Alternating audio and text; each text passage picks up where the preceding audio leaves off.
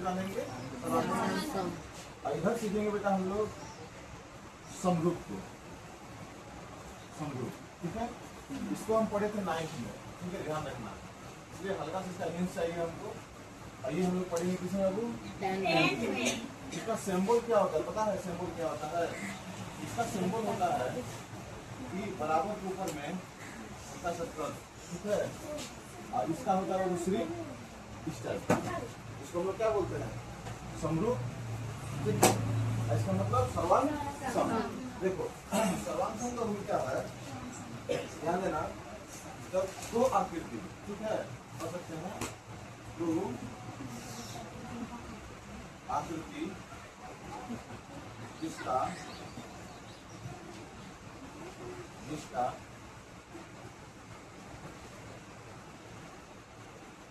वैसे जो आकृति जिसका माप और साइज और अमाप ना,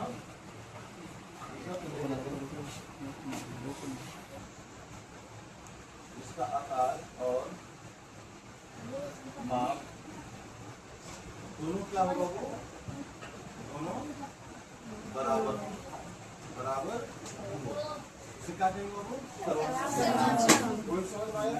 दो आकृति लेंगे, कम से कम कितनी आकृति होनी चाहिए? दो।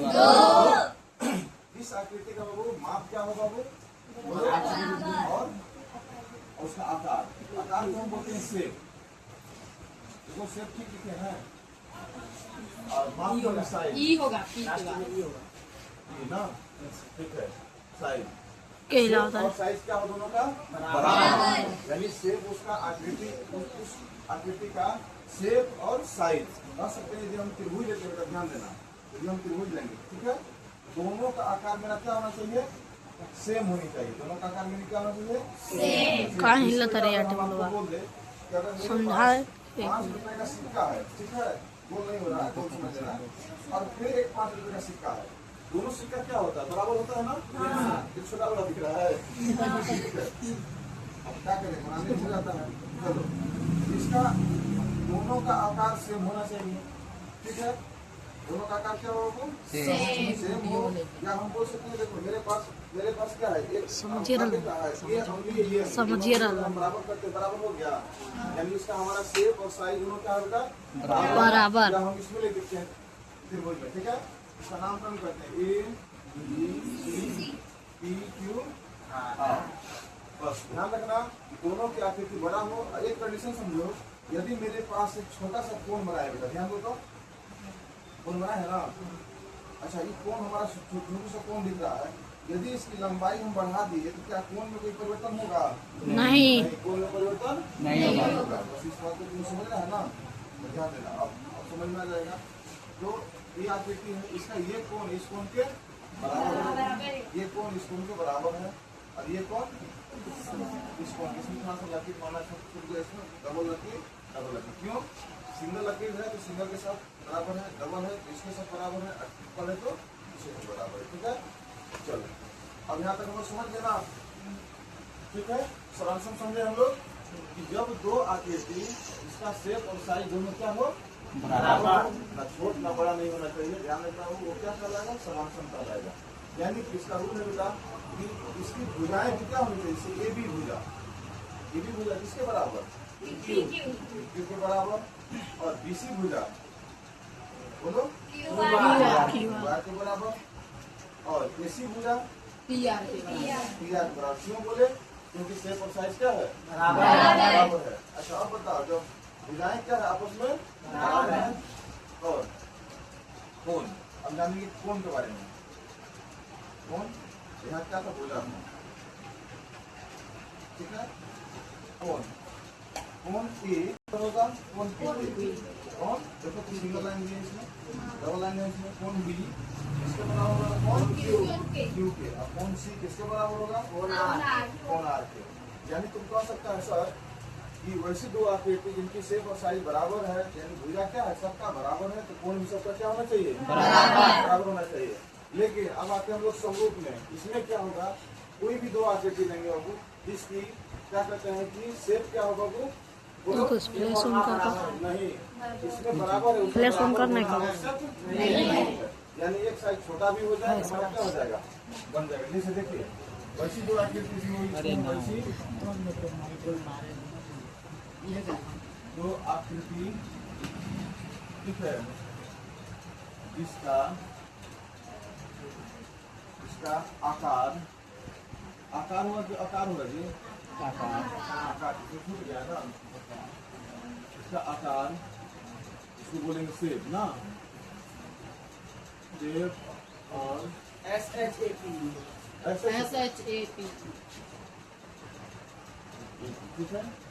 वैसी दो आकृति जिसका शेप और साइज, लेकिन ना शेप बराबर हो लेकिन साइज देखो इसमें कंडीशन है।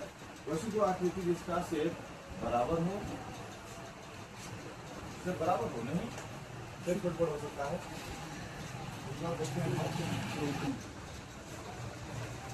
साइज मैंने क्या होगा बेटा, माप अमाप भी बोल सकते हैं, अमाप भी बोल सकते हैं।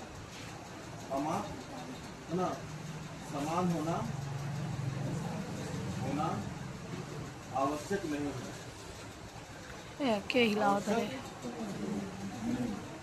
कोई समझ में आया बाबू? देखो आप क्या समझे इसमें, समझे कि दोनों बराबर होना आवश्यक है। इसमें क्या समझे कि जिसका आकार समान हो लेकिन साइज समान होना आवश्यक नहीं है। यानी तुम कह सकते हो कि सर यदि एक वृत्त छोटा गोल है एक बड़ा है तो बोलो तो इसका आकार क्या है, गोल है। आकार क्या है बेटा, गोल। साइज छोटा बड़ा है ना, ये क्या है, समरूप कहला सकता है। ठीक है, अब तुम कहेगा सर दोनों बराबर रहेगा तो क्या समरूप नहीं होगा? हाँ दोनों बराबर समरूप रहेगा। फिर इसमें कैसे बोले समान होना आवश्यक नहीं हो, यानी समान भी हो सकता है और छोटा बड़ा भी हो सकता है, उससे कोई मतलब नहीं है। ठीक है, तो जैसे यदि हम बोले अब एक वर्ग लेते हैं, ठीक है, ये वर्ग है, या तो इसके अंदर हम छोटा वर्ग बना लें या तो इसके बाहर में बड़ा वर्ग बना ले जो इसके अंदर क्या हो जाए, फिट हो जाए। ये सब आकृति क्या है, समरूप।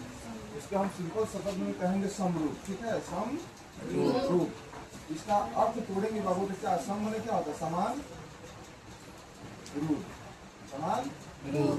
तो समरूप सबसे आसान, इसका समान रूप हो, देखो तो समान रूप दिख रहा है ना, लेकिन इसमें कंडीशन लग जाता था। समान रूप था छोट बोट नहीं होना चाहिए, समान होनी चाहिए, जैसा बराबर होनी चाहिए। इसमें क्या था, एक बड़ा एक छोटा भी हो सके तो हमारा क्या हो जाएगा, बन जाएगा। त्रिभुज अगर लेते हैं तो ध्यान देना, त्रिभुज हम ऐसे बनाए, ये त्रिभुज इसी टाइप का सेम बनाए तो बड़ा बना दिए। बोलो आकृति क्या है, समान है, साइज क्या है, बड़ा होता है, फिर भी ये मेरा क्या है, समरूप है। अब तुम लोग बस कंडीशन आ जाएगा सर इसमें तो अपने भुजा बराबर था, कोण भी बराबर, इसमें क्या होगा, इसमें भुजा समानुपाती होगी या अनुपातिक होगी। ठीक है, समझ में आ रहा है पॉइंट? ठीक है, चलो इसको लिखते हम लोग, इसको यही कर देते हैं। चलो मानते हैं यही मेरा है, इसका नामकरण करते हैं ABCDQR। दोनों बाबू सेम है, बशर्ते इसके आकार क्या है, छोटा बड़ा है। ए का कोण इससे मैच कर रहा है, बी का कोण क्यू से मैच कर रहा है और सी का कोण आर से मैच कर रहा है। तो हम तुमको कंडीशन क्या बताए थे, इनकी भुजा क्या होगी बाबू, समानुपातिक होगी, मतलब अनुपात में होगा। जैसे ये भी भुजा इसके अनुपात में होगा बेटा, PQ के बराबर, PQ के अनुपात में बराबर। ठीक है, उसके बाद BC भुजा किसके अनुपात में होगा, QR के अनुपात में। उसके बाद अब बताओ बाबू AC है ना, AC भुजा किसके अनुपात में होगा, PR के। ठीक है, आगे समझ में हम लोग क्या कहते हैं बाबू कि इनकी भुजाएं बराबर थी, इनका भुजा अनुपातिक था, लेकिन कोण क्या होगा, बराबर। तुम लोग हमारी सिखाए थे कि अगर मेरा भुजाएं बढ़ने से कोण में कोई परिवर्तन नहीं होता। मान लीजिए बेटा छोटा सा हम कोण लिखे 60 डिग्री का कोण बनाए, ठीक है, तो हम 60 डिग्री बना रहे हैं कोण। अब हम ये बना मेरा 60 डिग्री का, यदि हम इस भुजा को आगे बढ़ा दिए बताओ तो कोण 90 डिग्री हो जाएगा, नहीं।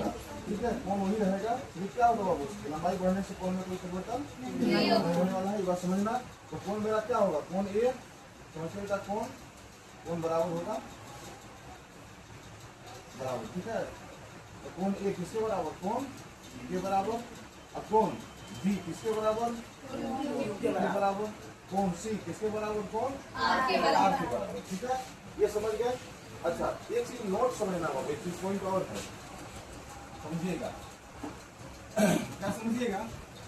सर आप बोले इसमें साइज मायने नहीं रखता है, बोले ना, इसमें बोले साइज मायने रखता है। क्या ये दो आकृति क्या है बाबू, समसम है, तो क्या ये समरूप हो सकते हैं? हाँ, समरूप हो सकते हैं। जब साइज बराबर है, क्या कहते हैं बाबू, आकार और माप सब बराबर है, और इसमें भले छोटा बड़ा हो, तो इसमें कंडीशन क्या है कि जो छोट भी बड़ भी है तो वो समरूप है, बराबर है तो भी समरूप है। समझ में आ गया ना?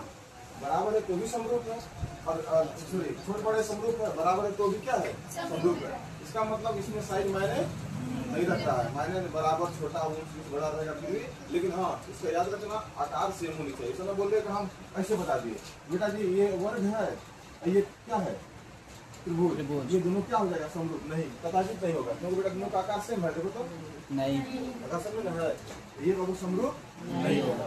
समरूप होने के लिए दोनों का आकार क्या होना चाहिए, बराबर होना चाहिए, मतलब सेम होना चाहिए। इसे हमने ऐसे ही चाहते फिर बना लिया, अभी हम मान सकते हैं इसको। ठीक है, एक बड़ा एक छोटा वही आकार में। हाँ वही आकार में। हाँ, अब तुम कहेगा सर इसको बराबर लिख सकते हैं, हाँ इसको बराबर भी लिख देंगे हम, तो मेरा क्या होगा बाबू, ये दोनों समरूप होगा। इसका समान रूप हो उसे क्या कहेंगे, समरूप। समरूप समझ में आ रहा है ना कोई? तो हम कर सकते हैं बेटा, इसका नोट में जानना कि जो आकृति समांसम है, दो आकृति समांसम है वो समरूप होंगी, और जो आकृति समरूप है वो समांसम होना आवश्यक नहीं है। समझ में आ गया ना? हम कह सकते हैं जो आकृति वैसी दो आकृति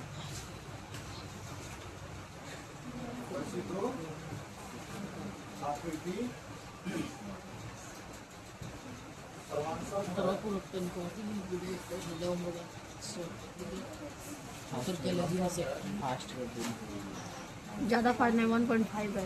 वैसी दो आकृति जो समांसम है, 1.5 गुना स्पीड रही, 2 गुना स्पीड रही तो कोनो पड़ो ना पे। वो आकृति